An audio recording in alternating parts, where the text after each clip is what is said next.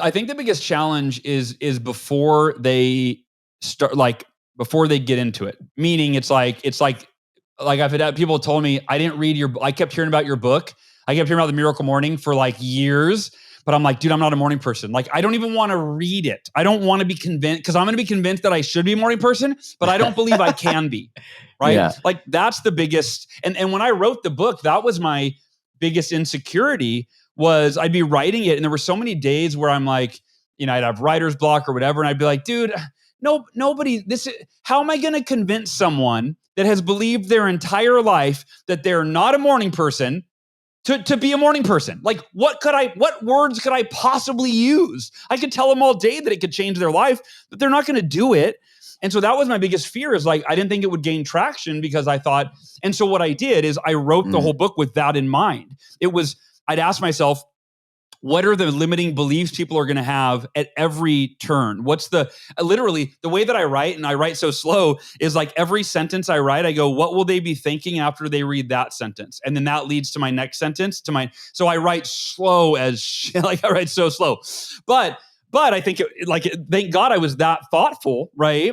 Because I was really like, how am I going to hold someone's hand from, I'm not a morning person and I don't want to be one, because I hate waking up early, right? Like, I hate the morning. Right. How am I going to get someone from there to, this is a lifelong habit that I can sustain forever?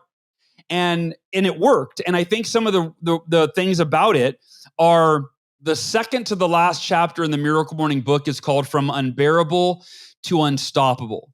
And it talks about going from a habit that you've never had in your life, such as waking up early or running or whatever it is, reading, you've never had it in your life, right? So the thought of it is unbearable, right? Or it could be getting rid of a habit that you're addicted to. Like, dude, I love soda. I'm not going to stop, right? That's unbearable. The thought of stopping cigarettes or soda, that's unbearable. The thought of waking up early is unbearable. So how do you go from unbearable to unstoppable, where you're like, dude, I wake up like every day?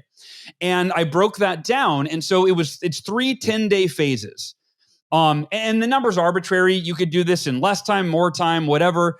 But a lot of studies have been done showing, actually, not even a lot of studies. One study was done that said it takes 21 days to change a habit. I believe that study was popularized in Maxwell Maltz's book, Psycho-Cybernetics, I think, in like the 70s or something. Yeah, it could be off. But it was like this one study, and then everybody gravitated 21 days to change a habit, right? And then there was a Harvard study more recently. It was featured in the book, The One Thing, that said it was 66 days to change a habit. So I experimented, and I landed on 30 days. And it worked for me. And so this is what I taught in the book, is the first 10 days are the unbearable phase, where you're having to overcome resistance as you're acclimating to this change. And you think things like, oh my God, I don't want to do this. I don't like this. I'm not a runner. I'm not a morning person, blah, blah, blah, blah, blah. But if you are aware of that phase and you go, okay, this isn't forever, because we usually think the way we feel is just the way we feel, and we don't understand that it's temporary, that it's going to change.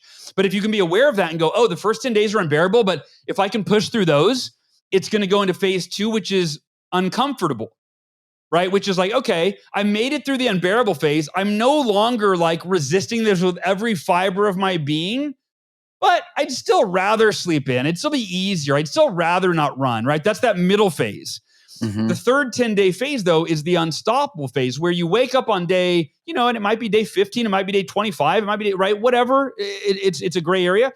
But you wake up and you go, I can't wait to get out of bed today. And you don't even think about it. And so that chapter in the book teaches you the psychology of being able to change a habit successfully. And then the last chapter of the book is the Miracle Morning 30-Day Life Transformation Challenge. If I would have skipped the previous chapter, people would have probably failed at it. They'd be like, okay, I'm going to try this, but I don't know. I don't know if I can do right. But no. I already handled the psychology piece. You are totally mentally and emotionally equipped to successfully begin and complete this 30-day challenge. So anyway, it's a long answer to your question, but the biggest challenge is just picking up the book, or watching the Miracle Morning movie, or downloading the free Miracle Morning app, right? It's just that I don't even want to try. I don't even want to look at it, because I'm not a morning person. If you could just do that, if you can watch the free movie, download the free app, or, the book's not free, but, $20 on the book, I'm telling you, you'll join millions of people who thought they could never be a morning person. And Mark, last thing I'll say on this, and I'll turn it back to you.